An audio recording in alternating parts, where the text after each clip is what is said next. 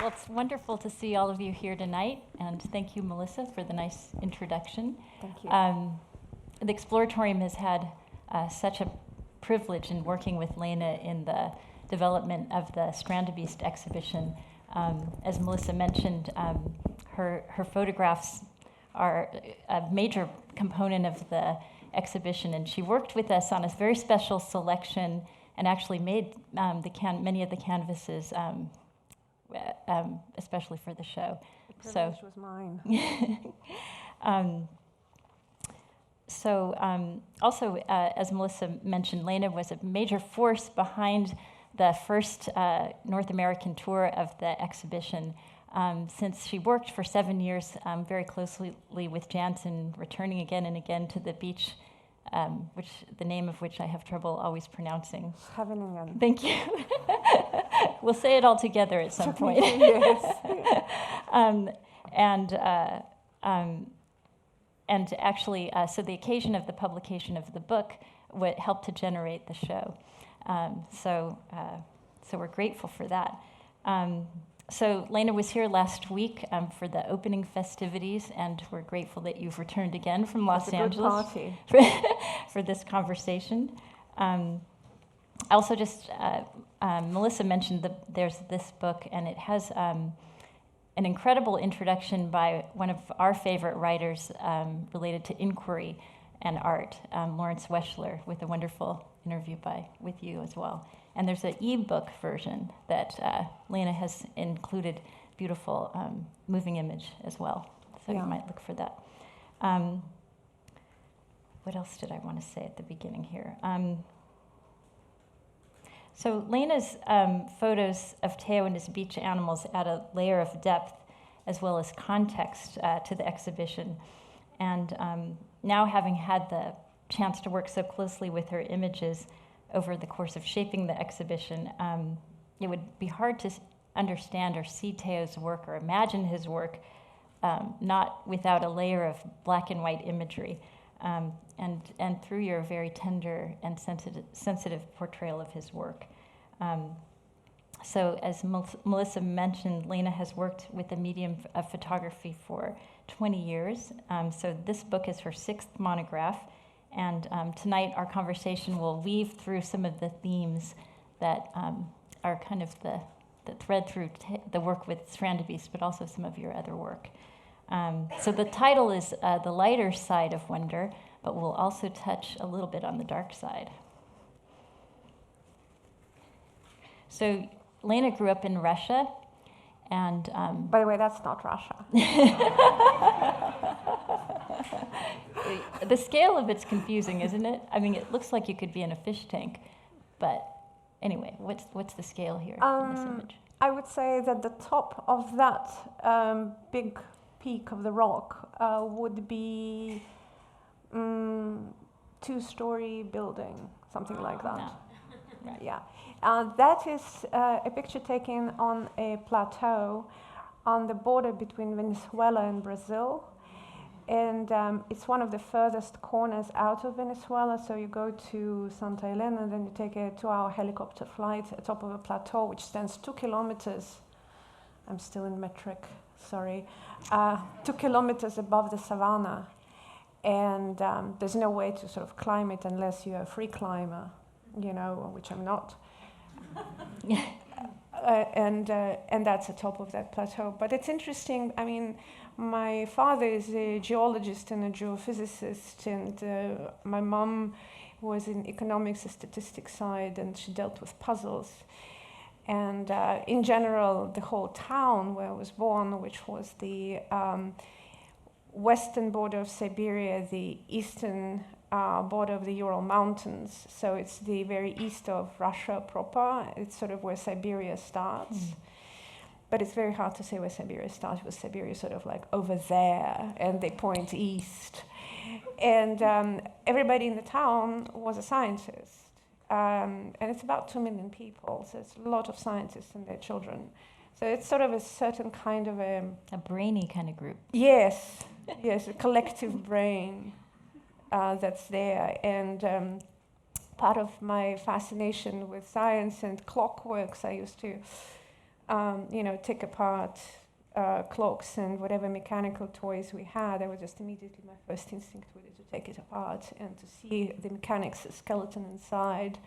And I think one of the running themes of my work are the sort of skeletal aspects. What is it that remains? What is the underlying structure?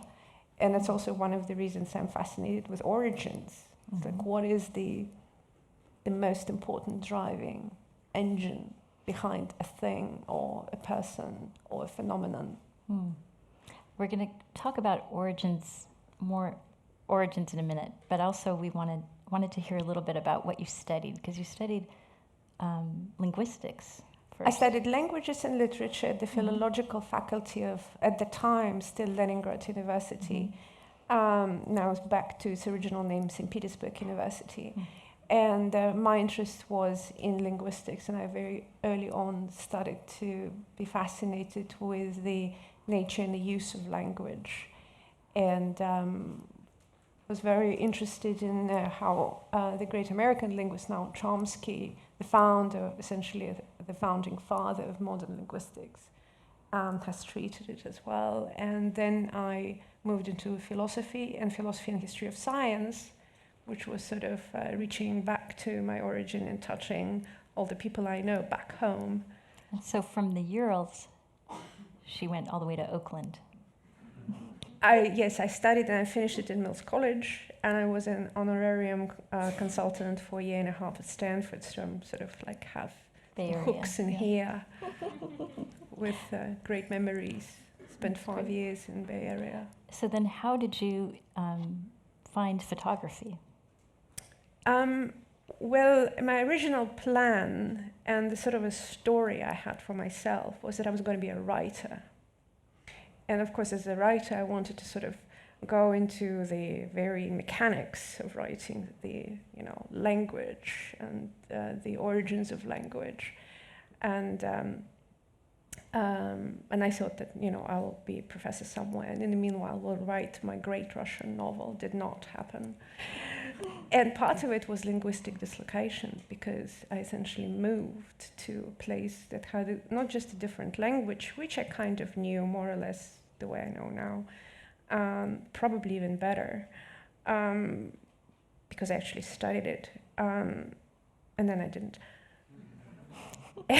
But I lost the cadence, the feel for it, the sort of a music for language, and all the references, the cultural references that it implies. And I no longer had a story for myself.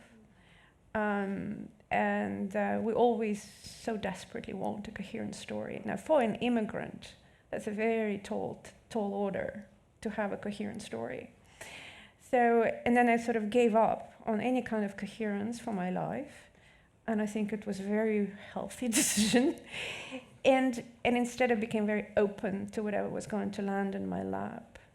And what landed was photography. And in 1907, I got a camera from my mum, who inherited it from her father. It was a knockoff of a Leica called the Kiev camera. And I photographed in Spain at a bullfight, my first roll of film.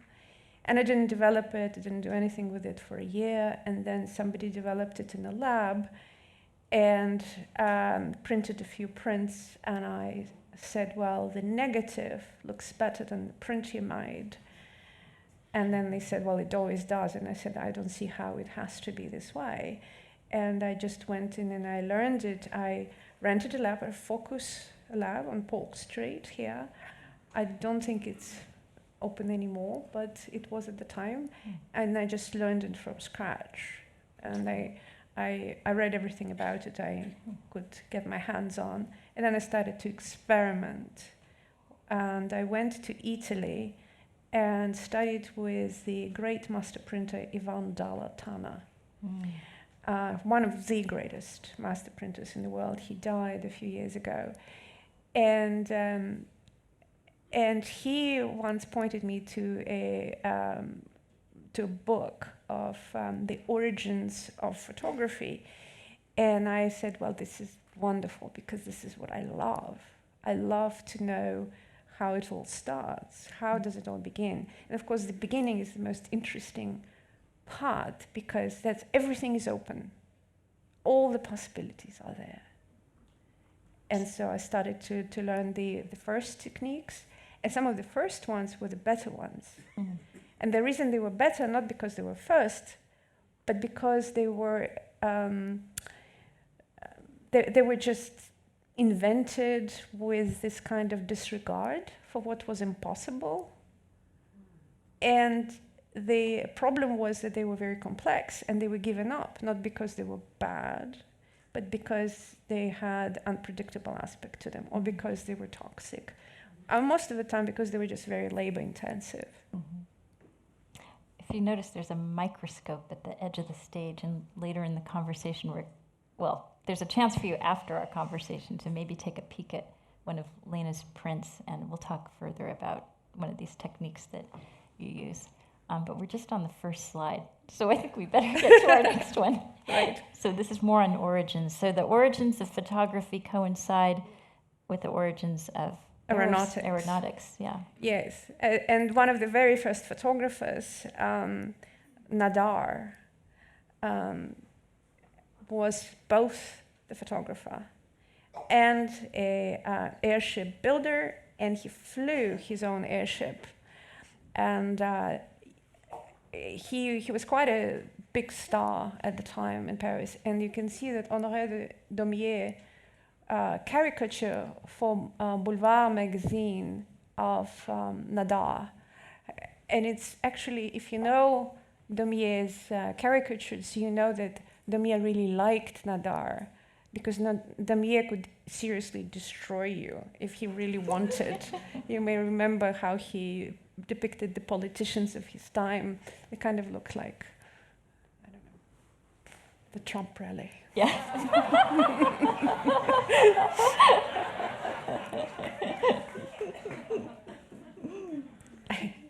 Everybody's on the same side here. So good. Yeah. So this connects to Theo, this image. What? How does this connect to Theo? Well, it's very interesting because the kind of innocent, wide-eyed innovation and this childlike ability to create this, wonderful toy and fly in it, and yet do it with incredible seriousness and science behind it, but also the beauty. I mean, if you look at some of the first aeronautic, if we go a little further, like some of these machines are just like objects of astonishing beauty. I'm not sure that flew, by the way. I don't think so. But it doesn't matter. But that's just fabulous, fantastic stuff. Theo does happen to love flight, and so, but before working with Theo, you had an idea for a different project that involved 3 artists. So that's right. Originally, the idea was, and it was going to be called Light Matter, and that was going to be Ponomarenko here in the middle with the cockatoos. Over there on the left, if you face the stage, Dr. Graham Dorrington, professor in London School of Engineering, and the inventor of his own airship, very beautiful, and of course Theo. And originally, all 3 of them have sketches that actually can easily be sketched by either one of them. And it's the same kind of spirit behind it, and the same kind of fascination behind it. And a lot of it has to do with flight. And in the beginning, when Graham was still part of it, I only managed to do one only flight. It was not enough for a book. It was not enough. The next trip he was planning, and I was going to go to Madagascar, did not occur. But he always would sort of competitively put Theo down. He would say, well, the Strandbees do not fly. My ship does. So. And Panamarenko. And Panamarenko is essentially the forefather of both of them, and both Theo and Graham Dorrington know about Panamarenko. And I reached out to Panamarenko as well. So Theo and Graham agreed. Graham couldn't fly anymore. But Panamarenko essentially wrote, I hate art, can't stand the art world, by the way, I understand that. And he said, and I'm growing coffee anyway. And so it was just a flat out rejection. And it was so clear that I had to respect it. And you can see the machines, and you can see the connection to Graham, and also later to Theo. And this is the flight in Guyana. Oh. And some of the indigenous people in Guyana watching the airship fly. So you did do some photography of... I did. Mm-hmm. It was not much, and it was not enough to balance out what I had then later on Theo. So it ended up a portfolio in the Paris Review, and that was... This is one of Theo's beautiful sketches. Yeah. So it turns out that Theo always has loved flight and did a lot of paragliding, and there's this nice clip to show you, very short.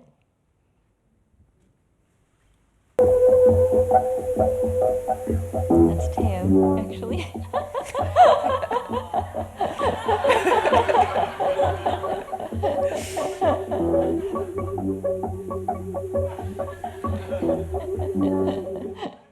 Ik kon me herinneren van vroeger.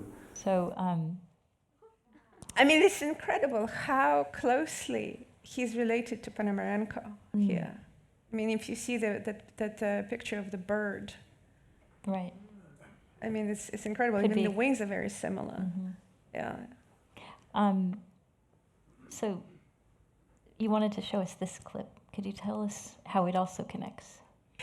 Well, I mean, it's such a melancholic take on this whole endeavor of dedicating yourself to this project of wonder. And of course, it has a Russian end.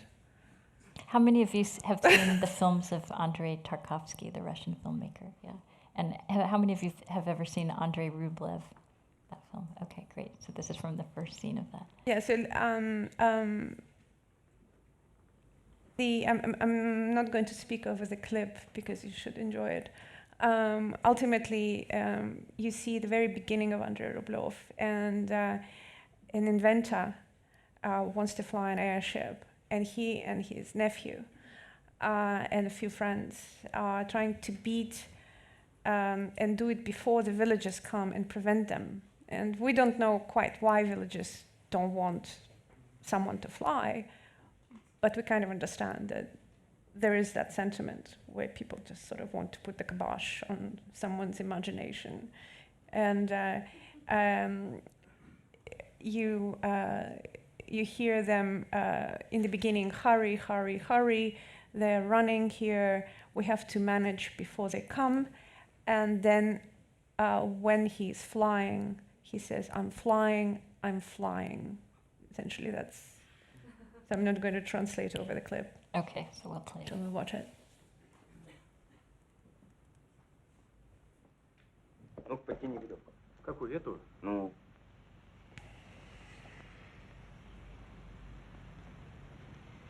Архив, подай ремешок. Подержи-ка. Крепко. На, возьми. Оп. Глянь. Не как Ефим.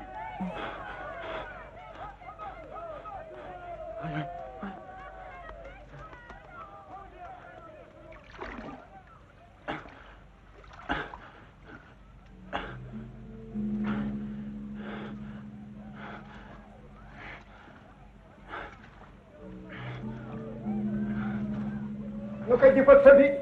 Петра, тащи веревку. Сейчас тащу. Пошевеливайся, не видишь, что ли? Где? Ать, мать. Господи, ну здесь же. А вот. Давай скорее. Подымай. А?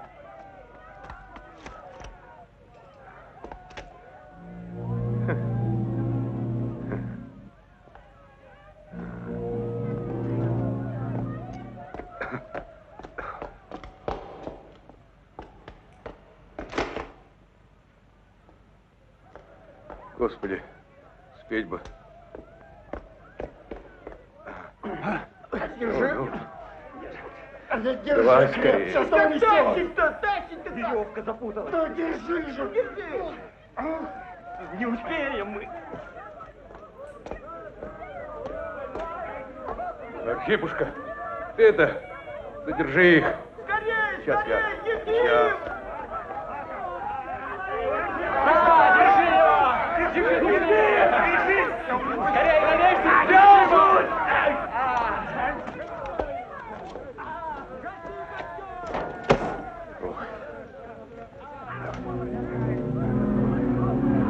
Здесь и я. Здесь я. Погоди. Ну-ка. Дядя! Дядя, режь веревку! Я тебе веревку, дядя! Я тебе покажу же веревку! Засунь его головешкой в рыло!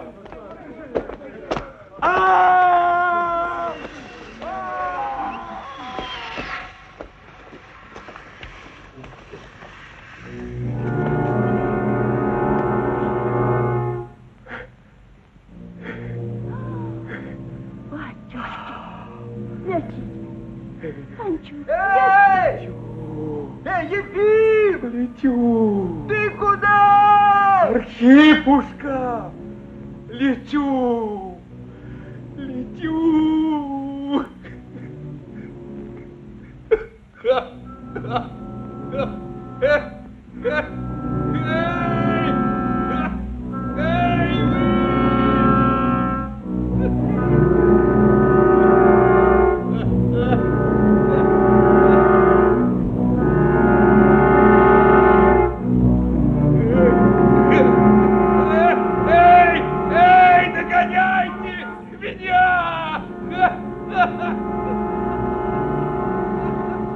Does anyone have a bit of foreboding feeling?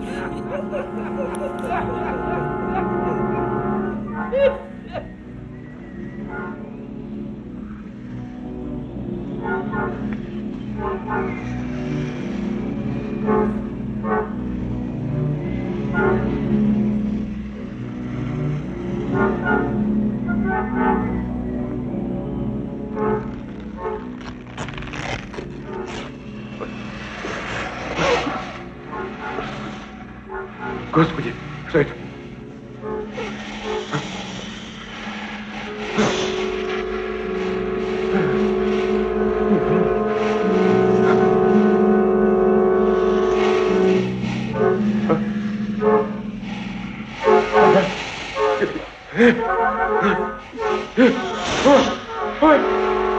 Архипушка!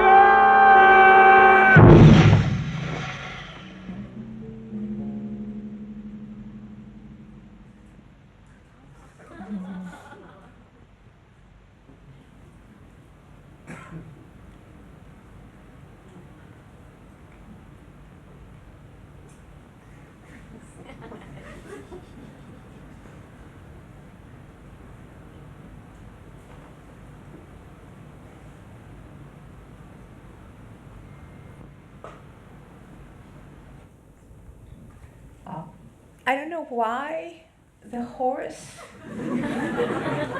but it just works. It's so beautiful. And speaking of horses and machines, I have seen horses react to Strandbeest because on Scheveningen beach, people jog, they walk their dogs, and the dogs love to, pee on Strandbeest. And the horses, they really go wild. They sort of go on their hind legs, and they go, and their eyes roll. And I saw this, and it was such a beautiful shot, and I didn't take it. I just didn't take it. It was just one of those moments when it was too amazing to photograph, and I lost my guard. Oh. And another thing I tried to stake out the foxes, because there are lots of foxes in the dunes in Scheveningen, and they apparently love to play among the Strandbeests, because the Strandbeests are parked outside of the De Food restaurant once they're made and transported from Uppenburg, from the outskirts of Delft, to this Scheveningen beach, which is about, let's say, an hour of a car ride. Then they sort of stay there for the summer, and Theo fixes them up and walks them and sees how they live. So, and at night the foxes come and play, and I froze my winkies trying to try to capture them on camera. And they just won't come because they're shy. Do we know how the Didn't get foxes those either. respond? We don't know how they respond. Right. Well, how did you respond when you first saw? How did I respond? Yeah, when you first saw Strandbeest walk, what was your? Well, I first saw them how most people see them on YouTube, and it was just absolutely, of course, wonderful, and I thought, how great. But in life, I wrote to Theo when I was on my last leg between Utrecht and Leiden, when I was photographing for the Lost Souls. And I wrote to him, could I drop by and see the Strandbeest? And he said, sure, everybody drops by, come. And I came, the beast was not yet ready, but it was sort of being born. So I think it was April. Does everyone know that Theo, well, everything you see in the show is extinct, meaning that every summer he creates a new beast in the evolution of the beasts, and that sort of gives him a chance to then work on a new one. He creates them Otherwise over the he'd be year. always fixing them. Yeah, over the year, right. Over the year. Right. And in summer, he wants to finish them by June. He tries to finish them by June. So he can then test or walk. Yeah, and then they sort of live on the beach in the summer. Yeah. It also works with Dutch weather. Yeah. So, and then how did your sense of Theo's project evolve over the 7 years that you visited the beach?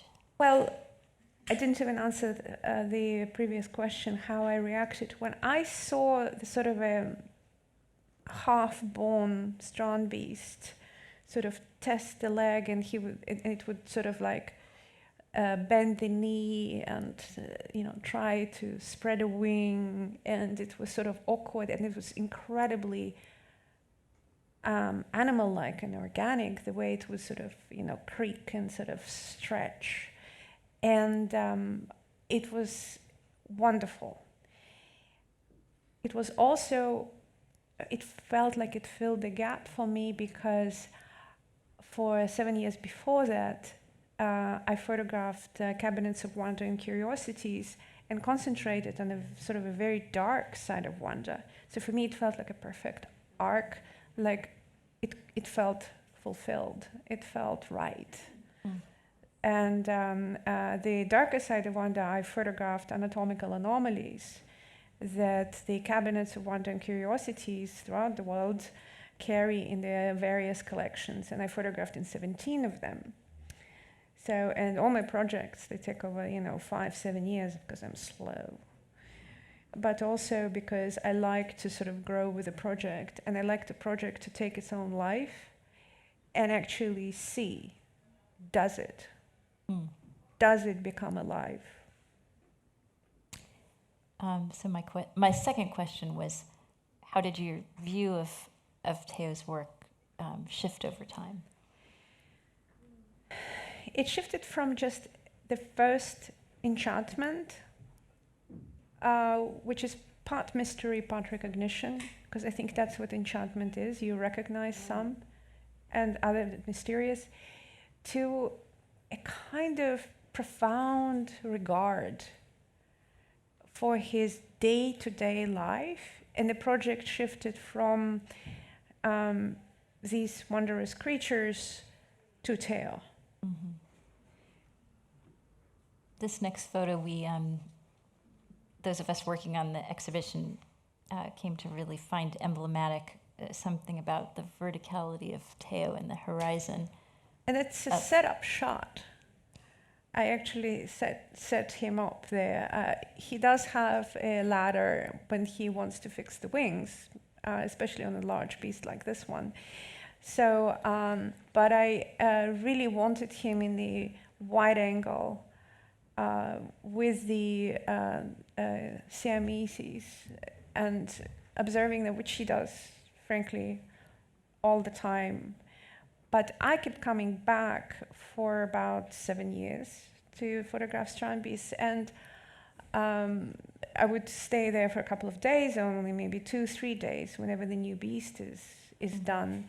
And so I would actually have to orchestrate some of the shots because, you know, the light was just so, and I wanted that kind of tension and drama. Sometimes some of the best ones I did not at all, and this one is also a good one, but I did that one.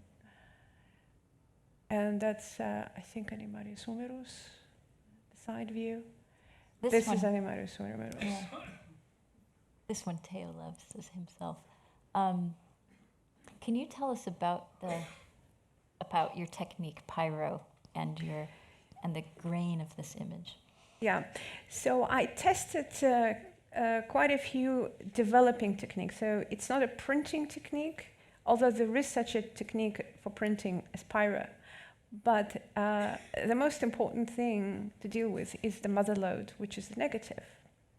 So what is your, where is it that you start in terms of your material? And pyro was one of the very, very first one. It was the favorite one of Edward Weston and of Irving Penn, and quite a few others. Ansel Adams really liked it, but he could not quite predict it because pyro is volatile and it's kind of toxic, but you can handle it. So, and I used to cook pyro. I would order the chemicals and do it, but I actually really liked the Gordon Hutchins formula, who in 1980s, a chemist, did really good strides to stabilize it. And that's still sold through the formulary, PMK formula. I'm curious if we have photographers here. Some yeah, fair amount. Yeah. And what fascinated me about it is that it's simultaneously stylization and almost like an intaglio process. So it has etching-like qualities. It has a sharp edge anomaly along the outlines of objects, and the grain, for reasons that I used to remember but now I don't, doesn't come to mind, chemical reasons, clusters along the edges of objects. So if you look under the microscope, for example, on the horizon line, you would actually see that above the horizon line, a separation of grain, but right on the horizon line, clustering of grain. And you actually see it. You see it with the naked eye, even on the slide. And you really see it on a print. And you actually even see it reproduced in a digital version on the canvas print. You see it like as if I went with a ruler and a pencil and penciled it in. And then you see it also on every wave, and you see it on all the lines of the humerus. And it gives it this sort of a both stylization on the one hand, and yet it has a very beautiful photographic quality. So it's very clearly a photograph as well. And a beautiful rollover in the sort of grays. It captures everything in the sky. Normally, to get the detail of the sky, you would need a polarizing filter, and you do not with pyro.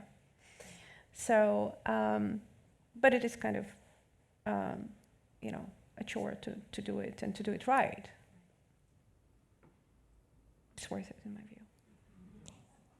So there's a series of images that open the exhibition that are all showing people, Theo and then this child from behind. And can we stay here? Sure. And they, in film, I think that evokes subjectivity, that POV shot. Right. And you said that the Caspar David Friedrich painting was an inspiration. Right. Yes, it came to mind, and partially it was because I think of the way Theo related to his beast, and always between Theo himself and the strand beast there was this tension. And even though he sort of stands apart, you see that he's sort of examining it with great intensity, and you end up looking at it. And I realized that any time it would be just a strand piece, it wouldn't be even as strong as if Theo wasn't in it. Right. And we are sort of following Theo's line of attention.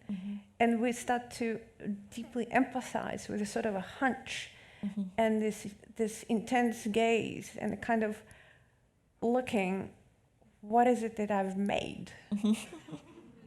And they're beloved to him. And I think we empathize with that more so deeply. true. And from Caspar David Friedrich, that kind of following the gaze is also a very simple and a very ingenious sort of a trick, if you call it a trick. A sort of a way to guide, a way to see. Oh, could we go back to the dune?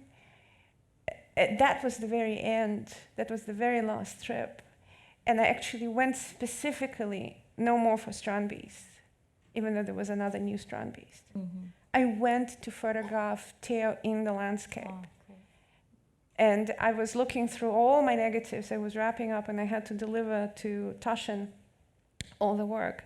And I was looking through it and I thought, why is it that what is it the most interesting to me is how actually Theo himself becomes part of the landscape. Right, such a beautiful photograph. And how his hair blends with the dunes. And again, that sort of becomes, and it's also true to the event itself, true to what he has become, because he was born on that beach, right, in Scheveningen, and grew up there, and his strand beasts are there, and that's where he spends most of the time. And by the way, our relationship was very formal. It was always something where, you would sort of say, I don't know, vous in French, or, and I'm always sort of professionally very formal, and I like to keep that distance in a way and have that distance between myself and him, hoping for that same kind of tension that he has towards strand beast. Interesting. So we're going to talk about this project that actually had brought you originally. Right, geographically. Yes. Lost Souls. Let's see here. This is such a beautiful quote. What I experienced was a true experience of wonder. I felt the ground leave from under my feet, and everything I believed and wanted to believe was immediately emptied from my head. All the comforting thoughts were emptied, and it felt like it was some sort of riddle, and it never left me. So this is about your original experience. The first experience from the Kunstkamera. Could you tell us about the location of that proximity of the right cabinet to your... So I went to the philological faculty of Leningrad University, which is on the Neva River embankment in St. Petersburg, Leningrad at the time. And it's right next to the Kunstkamera, which was actually the very first museum. And like all museums, they start with a cabinet of wonder and curiosity. That's a precursor of the modern museum. And then they split into the Science Museum and art. But the precursors, the cabinets of wonder and curiosities, were together, art and science, in sort of one place. And there was these sort of princely cabinets where the collectors gathered wonders from all over the world, things that they thought were outside the norm. And when you go into these cabinets, you realize that what they were kind of really after was searching for the boundaries of what constituted norm. And it was particularly taking off at the time of the discovery of America, the continent. And what was out there? Where did the world end? And one of the things that they have collected were not only butterflies of all sorts, not only artifacts of indigenous population, not only dinosaur bones that they thought were bones of giants, they also collected anatomical anomalies. And that became the concentration, the focusing point for Lost Souls, because it was such a strong presence. It was the most impact. And you realize that sort of nature is a touch and go. And it's how the trial and error in nature was also on display right in your face. And there was such tragedy and melancholy in these poses, in these creatures. And somehow everything that you wanted to believe, that you were holding as comforting truths, were all upended. And you at once recognized yourselves and your own humanity in them, and also saw the difference, and radical difference. And at the same time, it was a riddle. And those are the things that hold on to you. And that's the power of encounter. The true power of encounter is when it simultaneously demystifies you and mystifies you at the same time. So this project took you all over the world, but it started in St. Petersburg. It started in St. Petersburg. Yeah. And I'm so gonna show I you a picture, wandered off Petersburg. from my philological faculty to there. This is Turin. And this is not St. Petersburg, this is Turin. I never got a shot on perspective from St. Petersburg, but it's a lot how these Kunstkammers and cabinets look. They really do look like that. Sort of like a beautiful, gorgeous library, like the New York Public Library. And you see these oak shelves and chandeliers and marble floors. And this one was founded by an anatomist who then later gave his own body to his own cabinet, and there he is still presiding over it for a few hundred years. Wow. And nothing about what they did was uncontroversial. This was deeply controversial, what they were doing. And particularly, of course, the controversy came from the church, because neither the Catholic Church nor the Russian Orthodox Church knew what to do with them. Where do you locate them? Where do these souls go? Because they can't go to heaven, or they can't go to hell because they've done nothing. They can't go to limbo, because in limbo went all the babies that were unborn and unbaptized, and they sort of literally took it as a sort of a theater thing, that or they would be too scared. And so they were lost. They could not be located anywhere. And yet, on the other hand, Friedrich Rausch, his friend Albertus Sebas, and this is an engraving of an anatomist at work, both encounter the Russian Tsar, Peter the Great, and Peter the Great buys 2,000 species collection from Rausch and a few things from Seba, and brings it to St. Petersburg, which is being built, and founds Kunstkamera. And he says, on the founding of the Kunstkamera, this is for us to contemplate nature the way it is and not the way we want it to be, which is a very radical thought for 18th century. Think about that. Mm-hmm.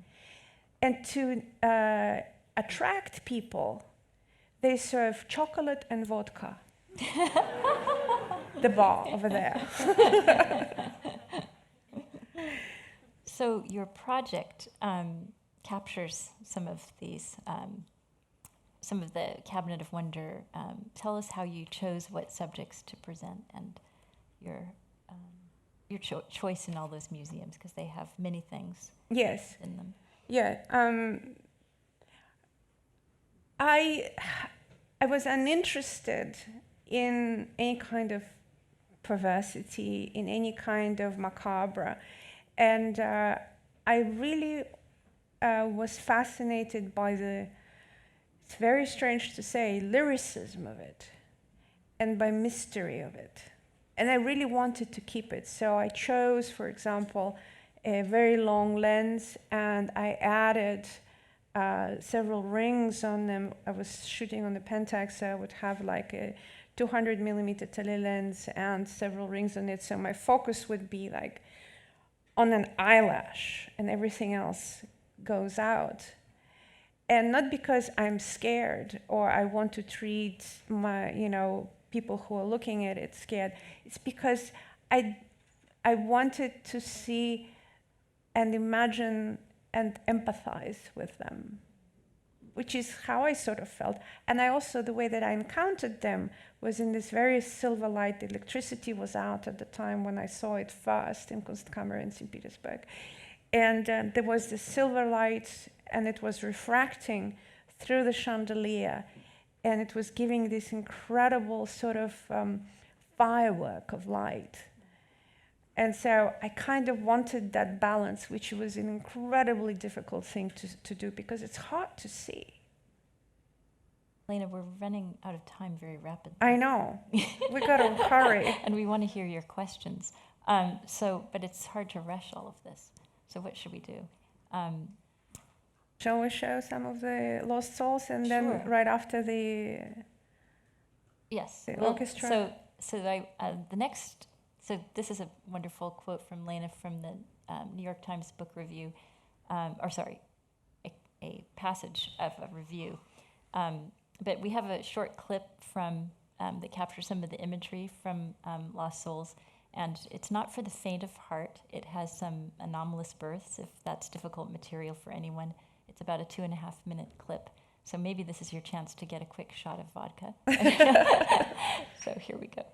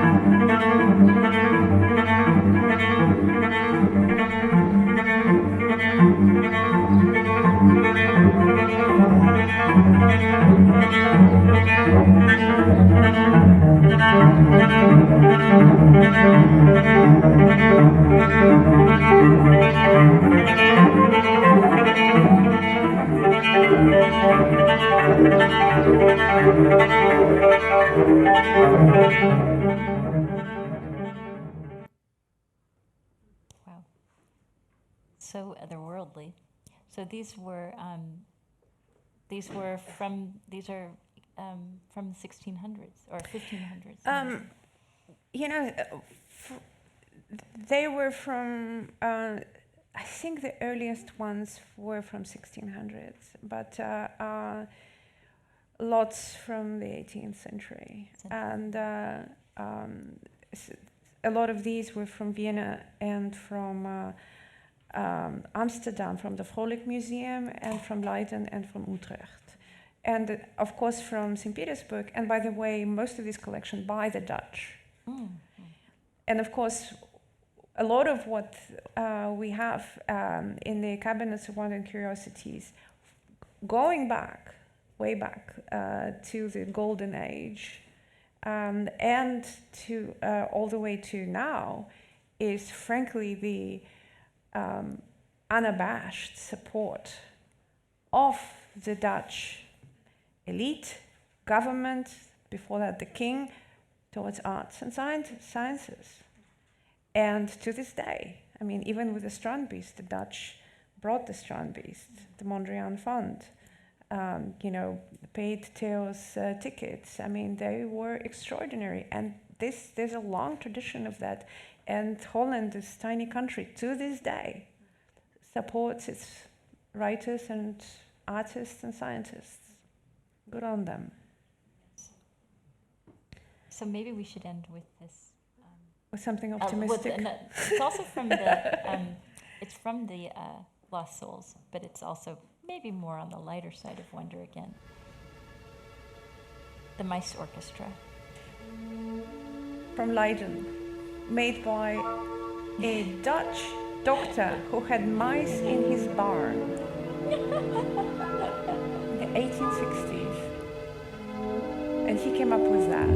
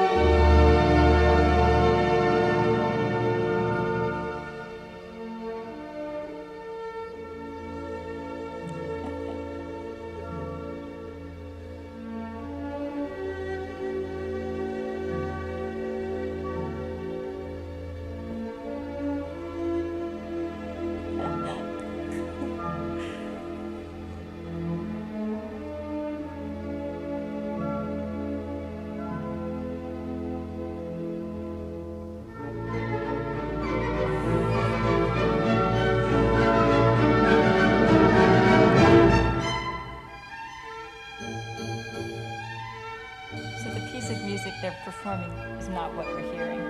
No. Actually, that's Strauss, the Blue Danube. But what the mice actually have, they have notes. It's for the pills and the bitter, a Dutch limerick about the transience of life. But it's a funny song. They thought it was funny. I think it's a good attitude, to be honest.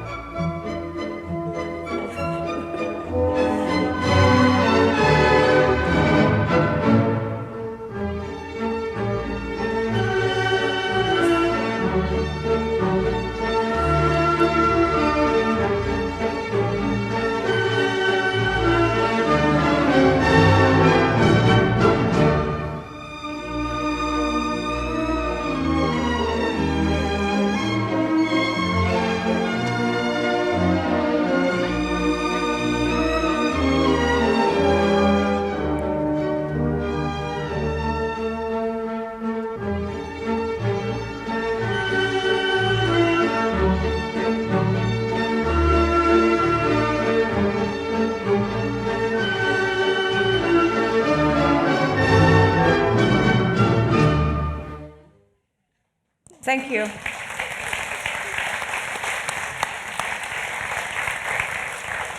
Always good to be reminded about the transience of life, but we've been very grateful to have this moment with you tonight. Thank you. So thank you so much. Thank you all. Thank you all. Thank you for coming. We had more to cover. Will you take one question? Sure, yeah. And don't forget, we have the photos for you to look at. And there are books in the back. And, yeah.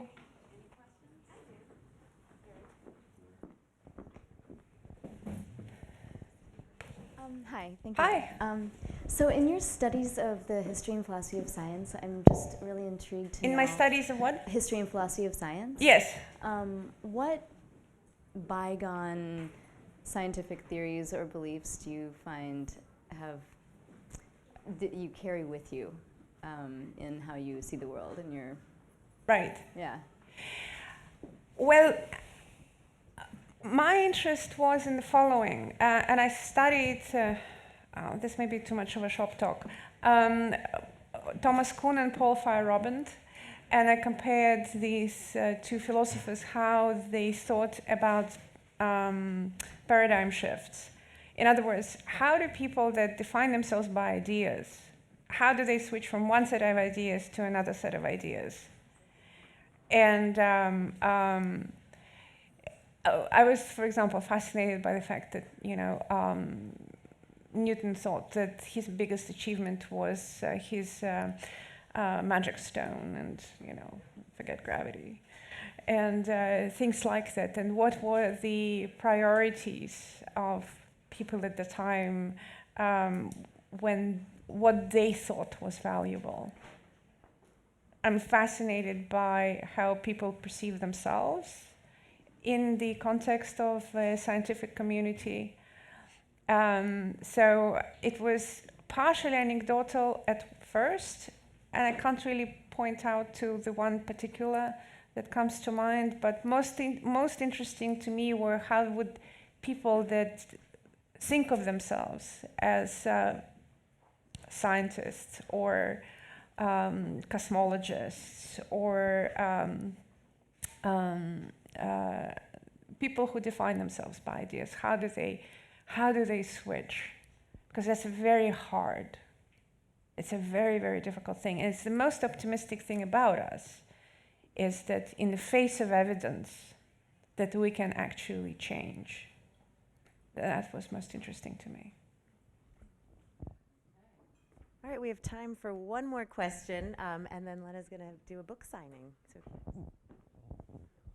Hi, I'm kind of curious about the tension between man and the machine, and autonomy of some of those creatures, and Theo's desire to control outcomes of his creation. Right. Well, he would say they control me. And I'm not sure that it's right, and that I kind of understand what he means by that. And it has to do with the fluidity, that his openness to what the machines, what the PVC pipes dictate to him. So on the one hand, he says, I'll come with this great idea, and then the pipes tell me something else. And it sounds a little goofy, but actually it's kind of an important thing. And that, again, has to do with openness and ability to change. Fundamentally, his project is the same. It's kind of investigation of how do you create an evolution and a species and something alive. And what is really striking about the Australian beast is the aliveness of them. And they're alive in a very sort of a literal sense, how we would describe something alive, how we would describe, an insect or an animal. And they're very alive, they become alive in us. And one of the reasons that they are like that is because Theo is open, he's fluid with what the material tells him. How the machines, how the the PVC pipes, they have rules of their own, and they would bend only so far. But those are fairly simple and one could say primitive machines. Yeah. And I'm kind of curious about like this almost like machine fetish in a sense, or just like assigning some of the qualities or kind of celebration of machine aesthetics that is like that goes beyond pure performance, just appreciation of some of the autonomy that is like happening in those creatures, that they're super simple, but then we find a beauty in poetics that kind of go beyond simple performative qualities. There's a repetition of several simple principles, and so even when it's a very giant beast, it's actually a repetition of a certain construction many times over.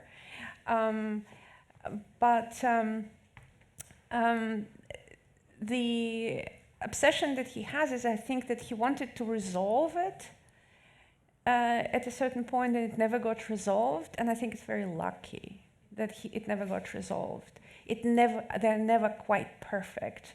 And I think in that imperfection also is their strength, because the world is imperfect, we're imperfect. I think if they were perfect, they wouldn't have that kind of aliveness to them. And in fact, robotics evolved in understanding that the robots have to be able to fall and get up. Because when people in robotics wanted to design the rover for Mars, they kept wanting to design a rover that would always be right. But once they decided that actually the rover can be wrong, that's when it worked, which is really a fascinating thought. And one last thing, something that hasn't come up yet, that both in art and in science, there is a definition of what he's done for the Strand Beast. In art, it's called kinetic sculpture. And in robotics, it's called passive robotics, because it doesn't have the chip. So both kinetic sculpture and passive robotics, and it's a really beautiful metaphor for, I think, life, for our way to engage with the world and ourselves, and optimistic, fundamentally optimistic. And I really love that. Thank you all for coming. Yes, Thank you, Lena Herzog and Marina McDougall.